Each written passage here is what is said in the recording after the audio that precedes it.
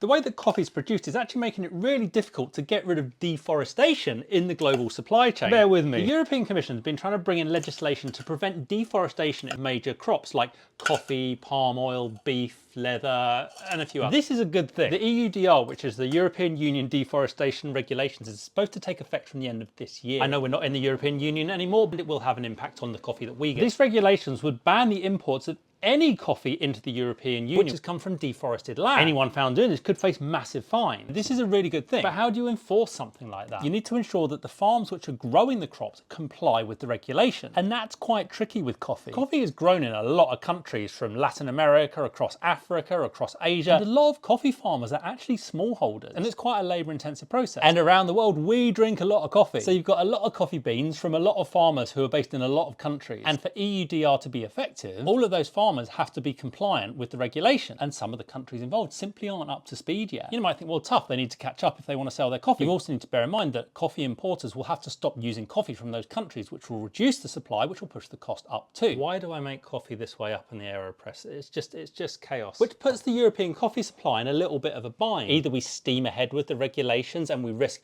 limiting the supply of coffee to Europe and pushing the prices up at the same time, or do we listen to the coffee industry who say they want a bit more time to ensure compliance across the supply chain? And I guess at the end of the day, it depends on how long they want, doesn't it? Because I want my coffee.